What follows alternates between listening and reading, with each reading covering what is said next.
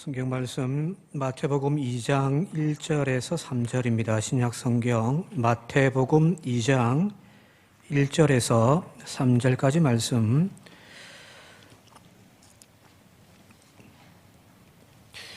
헤롯 왕 때에 예수께서 유다 베들레헴에 나심에 동방으로부터 박사들이 예루살렘에 이르러 말하되 유대인의 왕으로 나신 이가 어디 계시냐? 우리가 동방에서 그의 별을 보고 그에게 경배하러 왔노라 하니 헤롯 왕과 온 예루살렘이 듣고 소동한지라. 아멘. 오늘이 벌써 12월 둘째 주일입니다. 이제 2주 남았습니다만은 교회 절기상으로도 인간의 몸을 입고 이 땅에 오셨던 주님을 기념하고 또 다시 오실 주님을 맞이하는 준비하는 기간이 바로 대림절입니다. 오늘 대림절 셋째 주일입니다. 바로 이 절기 때 우리가 해야 할 것은 마음을 비워내고 아까 장로님 기도하셨습니다마는 주님 맞을 준비하는 것이 대림절의 신앙이 아닌가 싶습니다. 빌립보서 2장에 그리스도의 찬가라는 것이 있습니다. 여러분 잘 아시는 근본 하나님의 본체이시나 가장 낮고 낮은 자리에 내려오셨던 그 주님을 찬가하는 그 말씀대로 하나님께서 친히 인간의 몸을 입고 이 땅에 오셨던 그 탄생의 사건, 바로 그 탄생의 사건을 두고서 각 복음서마다 조금씩 다른 이야기들을 하고 있습니다. 여기서 말하는 다른 이야기들은 하나가 맞고 하나는 틀다는 이야기가 아니라 각각 다른 모습들을 소개하고 있다는 이야기입니다. 사복음서 중에서 마가복음, 제일 먼저 쓰여진 것이 마가복음이라고 하는데 이 마가복음에는 탄생의 이야기는 나와 있지 않습니다. 1장부터 바로 예수님께서 세례를 받으시고 광야에서 시험 받으시는 이야기부터 공생애부터 시작되어지기 때문에 탄생의 이야기는 나와 있지 않습니다. 그 외에 다른 세복음, 마태, 누가, 요한복음은 예수님의 탄생을 다루고는 있는데 앞서 이야기했듯이 조금씩 달라요. 그걸 도표로 조금 이렇게 도식화해 본다고 한다면은 마태복음 같은 경우는 그 특징이 예수님의 탄생을 왕 중의 왕으로, 유대인의 왕으로 오신 예수님을 초점을 맞추고 있습니다. 그분이 이 땅에 오시고 인간의 몸을 입고 이 땅에 오신 그것을 유대인의 왕으로, 왕 중의 왕으로, 오늘 말씀 좀 살펴보겠습니다만은 그렇게 고백을 하고 있는 거예요. 누가복음은 가난하고 소외된 자들 또 이방인들에게도 목자로 오신 예수님에 대한 관점으로 이 탄생을 이야기하고 또 그렇게 이야기를 풀어나갑니다. 물론 요한복음 같은 경우는 예수님의 탄생에 대한 어떤 이야기는 나와 있지 않죠, 그죠? 대신에 그 탄생을 신학화해서 말씀이 육신을 입고 이 땅에 오셨다라고 하는 게 말씀이 육신을 입은 예수님으로서 이제 예수님의 탄생을 이야기를 하고 있다는 거예요. 각각 다 다르죠, 그죠? 자, 오늘부터 해서 이제 3주, 이번 주, 다음 주, 또 이제 성탄절까지 해서 3주 남았습니다만은 이 3주 동안 이 하나의 복음서를 가지고 예수님의 탄생의 의미들을 하나하나 좀 살펴보는 그런 시간들을 좀 가지려고 합니다. 바로 오늘 그 첫째 시간으로 마태복음에서 소개되어지는 예수님의 탄생의 의미는 무엇일까? 앞서 말씀드렸듯이 마태복음의 예수님 탄생 이야기의 주제는 바로 이 땅에 인류를 구원하기 위하여 오셨던 유대인들이 구약에서 예언했던 그 메시아, 즉 유대인의 왕이 이 땅에 오셨다라고 하는 것에 초점이 맞추어져 있습니다. 우선 마태복음 1장을 탁 펼쳐보면요. 1장 1절에 보니까 이렇게 됐어요. 아브라함과 다윗의 자손 예수 그리스도의 족보라는 거예요. 그러니까 이제 그때부터 이제 아브라함부터 쭉 이제 족보가 나오는 거예요.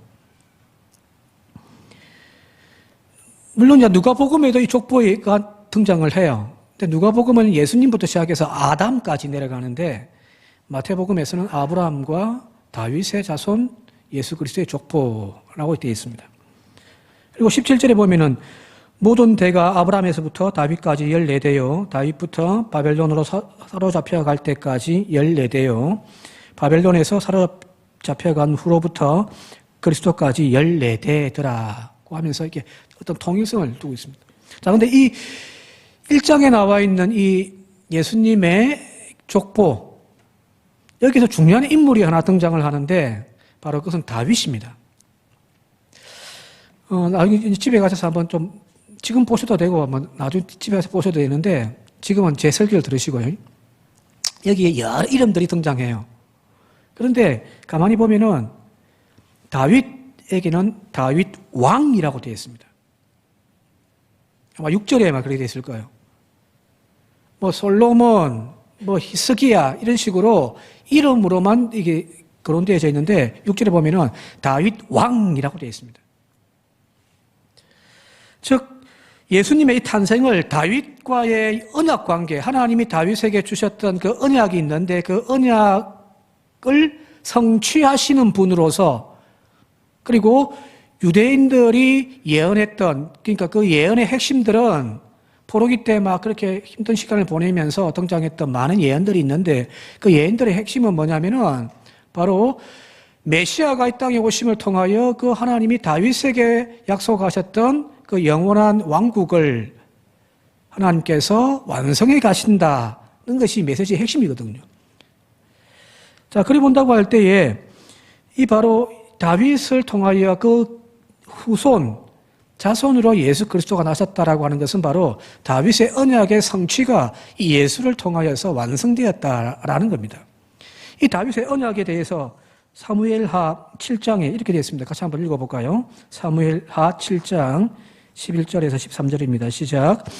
여호와가 또 네게 이르노니 여호와가 너를 위하여 집을 짓고 내 수완이 차서 내 조상들과 함께 누울 때에 내가 네 몸에 날 네 씨를 네 뒤에 세워 그의 나라를 견고하게 하리라. 그는 내 이름을 위하여 집을 건축할 것이요 나는 그의 나라 왕위를 영원히 견고하게 하리라. 하나님이 다윗에게 약속을 주신 거예요. 구약 성경에 중요한 두 개의 언약이 있습니다. 하나가 바로 아브라함에게 하나님 약속하셨던 언약, 또 하나가 세 개네요. 시내산에서 이스라엘 백성들과 맺었던 시내산 언약, 그리고 또 하나가 바로 이 다윗과 맺었던 언약입니다. 자, 이 다윗에게 약속하셨던 이 영원한 나라, 견고한 나라 완성을 이제 이 예수 그리스도께서 완성하기 위하여 이 땅에 오셨다. 그분은 바로 우리가 고대하던 메시아다 라는 것을 족보에서 이야기를 하고 싶은 거예요. 그래서 마태복음에 이 예수님을 다윗의 자손이여 라고 하는 표현들이 물론 다른 복음서에도 등장하는데 뭐 다른 복음서에는 2번, 3번 이렇게 나옵니다만은 여기 다윗의 자손이라는 표현이 마태복음에는 6번 나와요. 오늘 여기 족보에도 한번 나왔죠. 1절에 다윗의 자손 예수 그리스도. 9장에 가면은 두 맹인이 등장하는데 이 두 맹인이 예수님께 자신의 병을 고쳐달라고 이렇게 간청을 하면서 다윗의 자손이여 우리를 불쌍히 여겨 주십시오 라고 외칩니다. 그리고 12장 가면은 귀신 들려 눈 멀고 말 못하는 사람을 주님이 고쳐주시거든요. 귀신 들리고 눈 멀고 말 못하는 이 종합병원이죠. 그죠? 그런 그를 고치는 것을 보고서 사람들이 깜짝 놀라면서 고백하는 거예요. 저가 다윗의 자손이냐? 깜짝 놀라는 거예요. 15장에도 귀신 들린 딸을 둔 가나안 여인입니다. 이방인 여인이죠. 딸이 귀신 들려서 고통당하는 것을 보고서 예수님께 찾아와서 다윗의 자손이여 내 딸을 불쌍히 여겨달라고 고쳐달라고 이야기를 하는 거예요. 또 20장에 가면 두 맹인에 대한 이야기 또 나오고요. 21장 가게 되어지면 여러분 잘 아시는 예루살렘 입성하실 때 무리들이 종려나무 가지를 흔들면서 호산나 다윗의 자손이야 라고 이야기를 하잖아요. 자, 여기 보면은 마태복음은 특별히 이런 구약에 나와 있는 수많은 예언들, 메시아에 대한 예언들과 유대인들이 그렇게 고대했던 그 메시아, 즉 유대인의 왕이 이 땅에 오셨다라는 것 사실을 입증하려고 하는 것이 바로 마태복음이에요. 마태복음의 특징은 유대인들을 위한 복음서거든요. 그래서 구약 성경을 굉장히 많이 인용을 합니다. 그 인용한 것을 통하여서 봐라, 여기 지금 너희들이 고대하던 저 구약 성경에서 이야기하던 예언하던 그 말씀이 지금 이분을 통하여 이루어지고 있지 않느냐. 이걸 지금 강조하는 것이 바로 마태복음이에요. 따라서 유대인의 경전이었던 구약의 예언들을 하나하나 입증하는 방식으로 마태는 복음서를 지금 써내려가고 있는 겁니다. 너희들이 고대하던 메시아가 이분이다. 자, 이것을 분명하게 오늘 좀 드러내는 예 중에 하나가 바로 오늘 2장 말씀인데, 동방박사의 탄생에 대해, 예수님 탄생을 축하하는 이야기는 다 알고 있잖아요, 이거죠. 옛날 어릴 때 성격도 하기도 했는데. 자, 1장에 보면은 이 예수님의 족보에 대한 이야기가 나오고, 그 다음에 이제 가브리엘 천사가 요셉과 마리아에게 등장해서 이제 네가 아이를 가질 것이고, 또 그는 우리를 구원할 메시아다. 그리스도이시다. 그의 이름을 예수라 하라고 하는 그 어떤 수태고지에 대한 이야기는 누가복음에도 똑같이 나와 있어요. 자, 그런데 이제 2장 넘어가서 실제로 아이를 탄생한 이 탄생의 이야기는 마가와 누가가 조금 관점이 틀리게 등장합니다. 누가복음에서 이 첫 번째 아기 예수님의 탄생의 소식을 들었던 사람들이 누구예요? 누가복음에서. 하늘의 영광, 땅에는 평화 하면서 이제 쫙 이야기하잖아요. 그때 이 천사들의 소식을 듣고서 아기 예수님께 달려가 맞이했던 사람들은 목동이에요. 목자들이란 말이에요. 들녘에 밤새 양을 치던 그 목자들에게 예수님의 탄생의 소식이 전하여집니다. 이 이야기는 이제 다음 시간에, 다음 주에 이제 살펴보도록 하고요. 반면에 오늘 마태복음에서는 이 아기 예수님의 탄생을 목격하는 주요한 인물들로 동방에서부터 별을 보고 쫓아온 박사들, 점성가들입니다. 이 점성가들을 소개하고 있단 말이에요. 페르시아, 중동 지방의 페르시아 이 지역이 이 점성술이 굉장히 발달되어졌었습니다. 지금으로 이야기하면 이제 조금 틀리긴 합니다만은 천문학이죠. 하늘의 별을 보고 기운을 이렇게 따지어서 구근을 이렇게 살피는 바로 그것이 점성술인데, 그러다 보니까 과학도 굉장히 발전했습니다. 죄송한데 핸드폰은 좀 꺼주십시오. 예.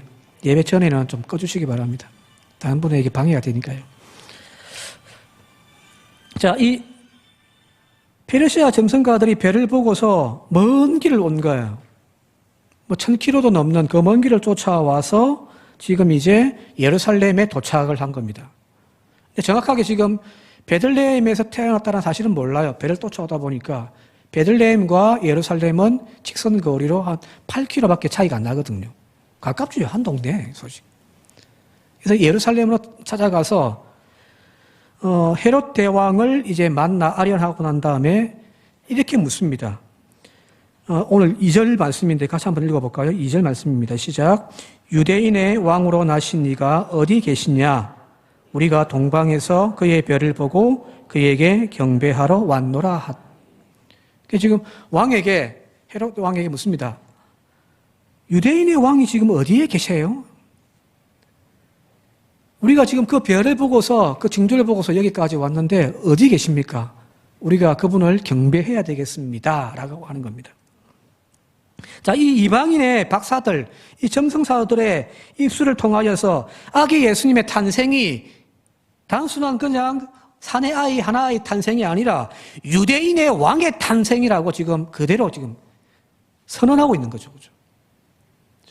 이 아이의 탄생은 메시아의 탄생이라는 것이고 하나님의 아들의 탄생이라는 거예요. 자, 그런데 이 마태복음의 이 지금 이야기 이 지점에서 이 마태는 좀 묘한 극적인 장치 하나를 딱 넣어놨습니다. 그게 뭐냐면은 단순하게 메시아가 태어나셨다라고 하는 이 동방박사들의 이야기로 끝나는 것이 아니라 이 장면을 통하여서 갈등 구조를 만들어 놓은 거예요. 갈등 구조예요. 지금 물어볼게요. 이 지금 동방에서부터 온 이 점성사들, 이 박사들이 메시아가 유대인의 왕이 태어났다라고 하는 이 이야기를 듣고 있는 사람이 누구예요? 누굽니까? 헤롯 왕이죠, 그죠? 이 헤롯 왕이 바로 그 현직 유대인을 다스리고 있는 왕이에요. 내가 왕인데 누가 와가지고 여기 새로 오실 목사님 어디 계세요? 라고 하면 기분 나쁘죠. 온갖 생각이 이제 다 들 거예요. 장로님들이 내 쫓아내고 새로운 목사님을 모시려고 하는가? 교인들이 기도하고 있는가?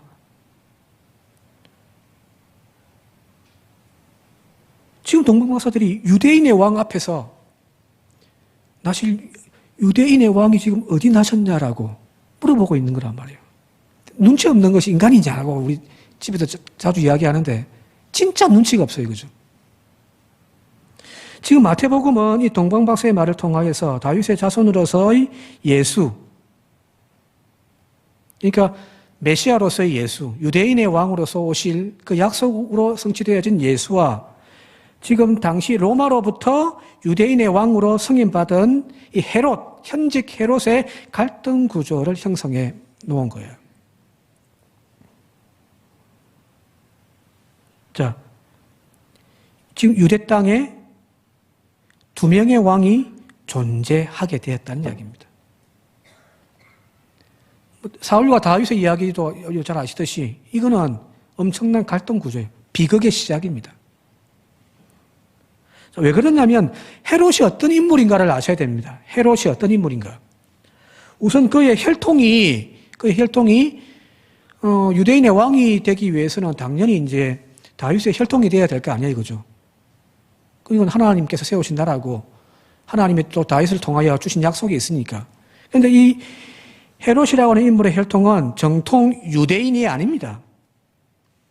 그의 혈통은 그 야곱의 형 에서의 후손이었던 이두메라고 하는 민족의 사람입니다.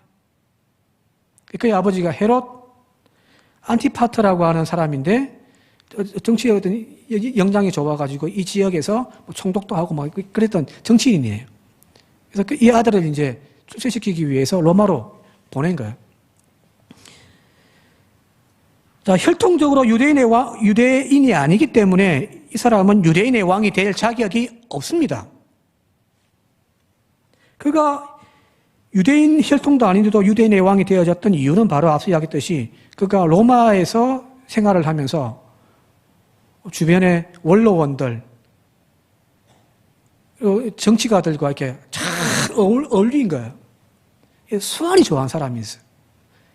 정치력도 있고요. 아주 꾀가 많은 그런 사람이었단 말이에요. 그래서 그 원로원으로부터 네가 가서 유대인의 왕해라 하고 보내어진 거예요. 따라서 당시 로마의 지배를 받고 있던 유대인들의 입장, 그 입장에서 보게 되어질 때 이 헤롯이라는 인물은 친로마 성향이잖아요, 그죠? 로마에 의해서 세워진 왕이란 말이에요. 더군다나 우리 같은 민족이 아니에요. 혈통이 같지가 않단 말이에요. 그러니 감정이 좋을 수가 없죠. 오히려 역사에 보게 되어지면은 반감들이 엄청나게 심했다라고 또 나와 있습니다. 자, 그런데 이제 이 유대인들이 겉으로 고대하던 다윗의 혈통이 태어났다라고 하는 소식을 들은 거예요. 자, 이 소식에 헤롯에게는 엄청난 위기가 닥친 겁니다. 자, 그래서 오늘 3절 보게 되어지니까 헤롯 왕과 온 예루살렘이 듣고 소동하였다라고 되어 있단 말이에요. 이 보통 일이 아닌가요? 헤롯은 왜 이렇게 놀라 있을까? 당연하죠, 그죠? 자기가 왕인데 유대인의 왕이 따로 났다고 하니까 그 소식을 듣고서 백성들이 동요하기 시작하면 감당할 수가 없는 거거든요. 자기의 왕의 자리가 위태할 수 있단 말이에요. 자, 그래서 오늘 본문 말씀에 13절 이하에 보게 되어지니까 이 헤롯이 베들레헴과 그 근처에서 태어난 2살 이하의 모든 어린 남자아이들은 다 죽여라고 유아 학살을 명령합니다. 근데 역사학자들은 실제로 이 사건이 뭐 있었다 없었다를 논쟁이 많습니다. 역사적으로는 이런 그런 자료들이 아직 안 나오니까요. 자, 그럼에도 불구하고 헤롯이 그렇게 할 수 있었다라고도 여겨지는 것이 뭐냐면은 이 헤롯이라고 하는 인물이 유대 왕으로 통치하는 동안 그는 피로 점철된 역사를 쓰거든요. 이 사람은 잔인해요. 자기가 왕위에 앉아 있는 것을 지키기 위해서 내가 왕인데 이 내 아야의 왕을 지키기 위해서 어떻게 하냐면은 자신의 친아들 셋을 죽여버립니다. 자기의 아내도 죽여버립니다. 그의 장모도 죽이고요. 그의 처남도 죽여버립니다. 내가 지금 왕으로 앉아있는데 저것들이 나를 쫓아내고 내 아들 놈 중에 한 놈을 세울까 싶어가지고 그걸 못 믿어가지고 불안해서 자기 아들들 셋을 다 죽이는 그런 인물이 바로 헤롯이란 말이에요. 그가 얼마나 잔인했던지 로마의 황제였던 아우구스투스가 이런 말을 했다고 합니다. 헤롯의 돼지가, 헤롯 집안에 키워지는 돼지가 되는 것이 그의 아들이 되는 것보다 낫다. 얼마나 충격이에요, 그죠? 왕의 자리를 지키기 위해 아들까지 죽이는 그 잔인한. 자신의 왕위를 지키기 위하여 자신의 아들조차 죽였던 이 헤롯에게 유대인의 왕이 낫다는 소식이 얼마나 큰 충격이었겠습니까? 성경은 지금 마태는 이걸 지금 우리에게 탁 부각시키는 거예요. 동방 박사가 왜 엉뚱한 데 가가지고 막 그런 소식 했을까? 물론 그런 설교도 할 수 있습니다만은 마태는 의도적으로 지금 이걸 이야기를 하고 있는 겁니다. 앞서 마태가 여기 2명의 유대인의 왕으로서의 대결 구도를 설정해 내왔다고 했잖아요. 그죠? 그 이유는 뭐냐면은 마태는 이걸 우리에게 지금 질문을 하고 있는 거예요. 2명의 왕이 있습니다. 누가 참 유대인의 왕인가라는 겁니다. 이 질문을 우리가 들을 수 있어야 됩니다. 그래서 마태는 이 이야기를 통해서, 아니 마태복음 전체를 통해서 계속해서 끊임없이 우리에게 이걸 강조를 하고 또 묻고 있는 거예요.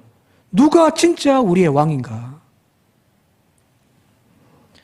더불어 이 이야기를 지금 읽고 있는 저와 여러분들에게도 똑같은 질문을 던지는 거예요. 너희의 왕은 누구냐? 너희는 누구를 섬기며 누구를 따르고 있는가? 하고 지금 우리에게 질문을 던지는 겁니다. 자, 이 왕으로 오신 메시아, 왕으로 오신 예수님에 대한 주제와 연결해서 마태복음은 그런 어떤 주제로 쭉 이어져 가거든요. 자, 한 중간쯤 가면은 마태복음 16장에 그 유명한 가이사랴 빌립보에서의 신앙 고백의 이야기가 나옵니다.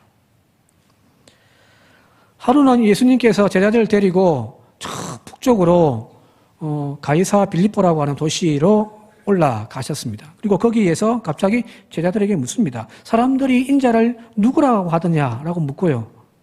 그 제자들의 대답에 대해서 이제 너희는 나를 누구라고 하느냐라고 대답을 묻죠. 그죠? 그때 베드로가 뭐라고 이야기하죠? 주는 그리스도시요 살아계신 하나님의 아들이십니다. 그죠? 자, 이 대화의 의미를 우리가 바르게 이해하기 위해서는, 좀 더 깊게 이해하기 위해서는 이 대화가 이루어지고 있는 장소에 주목해 볼 필요가 있습니다. 자, 왜 그러냐면 이 지금 장소가 가이사랴 빌립보입니다. 그죠? 자, 이 지역은 예수님이 활동했던 갈릴리 지역을 벗어난 이방 땅입니다. 예수님 당시에 헤롯 대왕, 2장에 나와 있는 헤롯 대왕이 죽고 그의 아들들이 이제 3명이 또 다른 아들들이 있었으니까 그 3명이 이제 나라를 쪼개어가지고 이제 다스리거든요. 유대, 또 갈릴리 지역, 뭐 이런 식으로 또 저 북쪽에 여기 나와 있는 이 가이사랴 빌립보 지역. 근데 이 지역은, 이 가이사랴 빌립보라고 하는 이 지역은 유대인들하고 상관이 없어요. 이방인들이 이주해 와가지고 건설한 도시, 신도시가 바로 가이사랴 빌립보입니다. 이 헤롯이라고 하는 헤롯 빌립입니다. 정확한 이름이. 헤롯의 아들 헤롯 빌립이 이 지역의 이제 분봉왕입니다. 여기에다가 로마 황제 티베리우스를 자신 그 신으로 숭배하기 위하여 신전을 세우고요.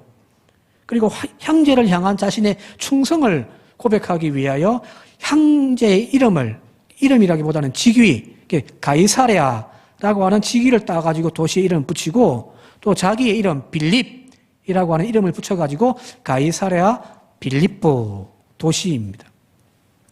즉, 이 도시는 로마의 황제에 대한 충성을 고백하는 도시입니다. 처음 세워질 때부터가 그런 목적으로 세워진 거죠, 그죠? 자, 여기에 이제 주님께서 제자들을 데리고 간 거예요. 그것도 이방 땅이란 말이에요. 거기에 갈 이유가 분명히 없어요. 또 봐도 거기 가서 한 것이 아무것도 없어요. 이 이야기밖에 없어요.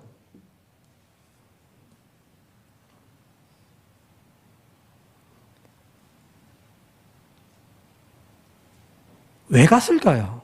왜 그리고 이 질문을 제자들에게 던졌을까요?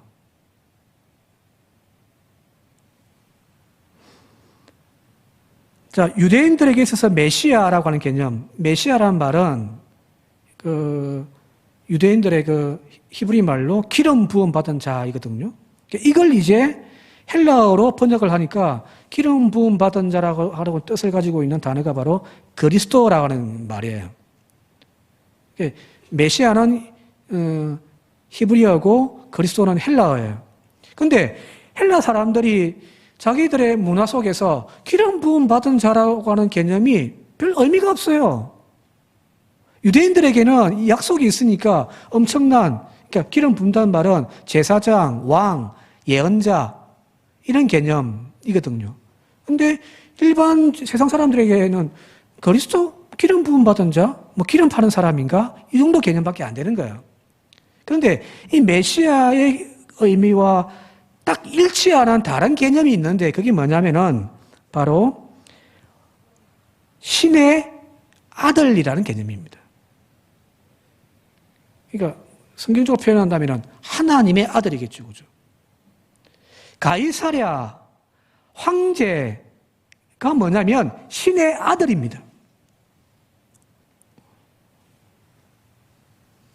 즉 신의 아들이라고 여겨졌던 황제, 그 가이사랴의 이름을 칭송하기 위하여 지어진 도시에 예수님은 지금 제자들을 데리고 가서 묻는 거예요. 너희는 나를 누구라고 하느냐? 그때 베드로가 고백하기를 주는 그리스도시요 살아계신 하나님의 아들입니다. 자, 이게 여기도 갈등 구조가 있죠, 그죠? 가이사랴라고 하는 지금 이 땅을 통치하고 있는 영향력이 있는 그 가이사랴의 통치권이 있는 그 도시에 가서 거기에 사람들이 황제의 신전을 만들어 가지고 우상 숭배를 하는 황제 숭배를 하는 그 도시에 가가지고 그는 황제는 신의 아들이라고 고백을 하는 그 자리에 가서 주님이 뭐라고 이야기하냐면은 너희는 나를 누구라고 하느냐? 했더니 베드로가 주는 그리스도시요 하나님의 아들입니다. 신의 아들입니다. 라고 이야기를 한 거예요.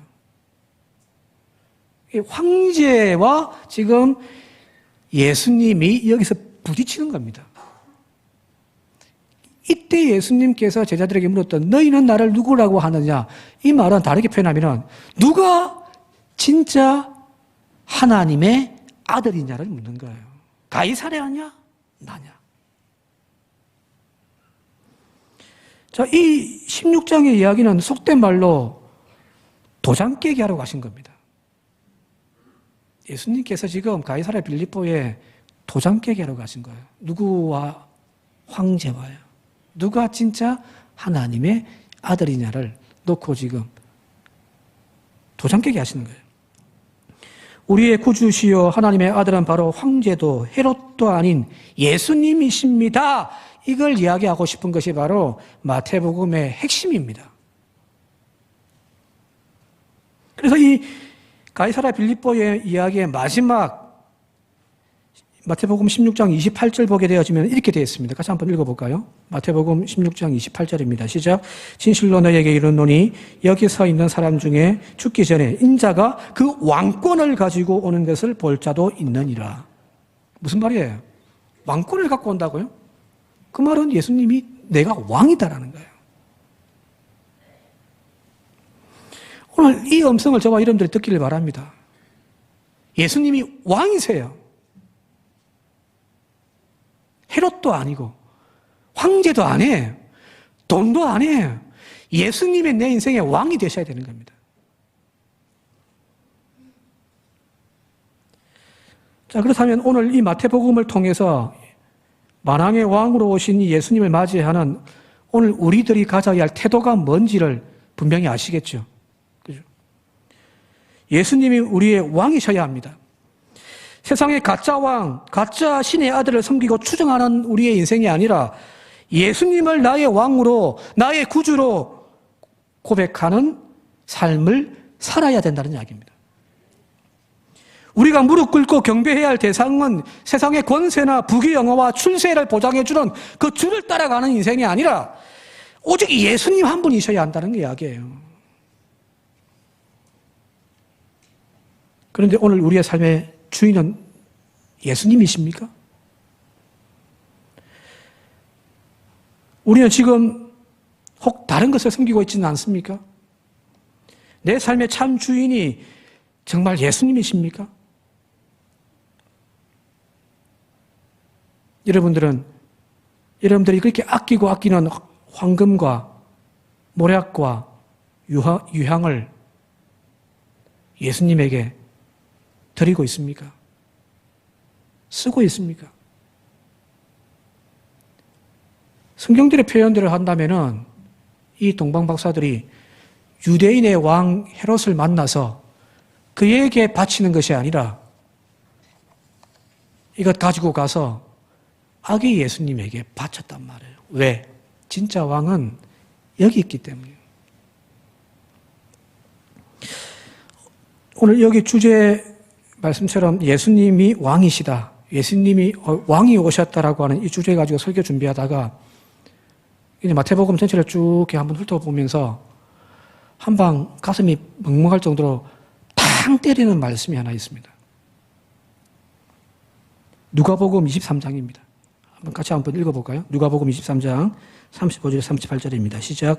군인들도 희롱하면서 나와 신포도주를 주며 이르되 네가 만일 유대인의 왕이면 네가 너를 구원하라 하더라. 그의 위에 이는 유대인의 왕이라 쓴 패가 있더라. 무슨 장면이냐? 예수님의 십자가 현장입니다. 군인들이 막 예수님을 조롱하고 갈대로 치고 침을 뱉고 하면서 네가 유대인의 왕이냐? 라고 이렇게 조롱을 합니다. 그리고 38절에 그 십자가 위에 유대인의 왕이라고 하는 쓴 패가 있더라는 거예요. 그림 한번 보여주실래요? 우리가 흔히 가지고 있는 게 십자가지고죠. 그 십자가 위에 죄를 적어놓은 패가 하나 있는데 거기에 보면은 유대인의 왕 나사렛 예수라고 적혀 있다는 거예요. 자, 저 십자가의 모습이 오늘 우리의 신앙생활 지금 나 자신의 모습은 아닐까라는 겁니다. 저 십자가의 모습이에요. 편말에는 유대인의 왕이라고 쓰여 있습니다. 그런데 거기에 예수님이 십자가에 못 박혀 죽어 있단 말이에요.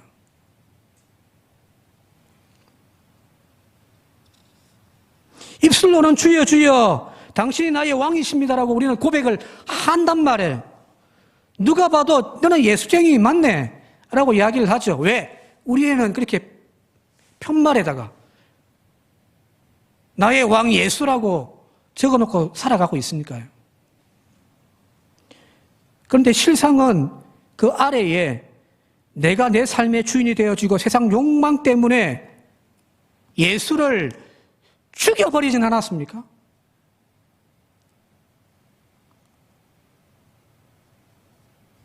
저 십자가가 오늘 우리들의 모습은 아닌가요? 솔직히 저는 저 십자가가 내 모습인 것처럼 보여져서 그래서 마음이 쿵 하고 충격을 받은 겁니다.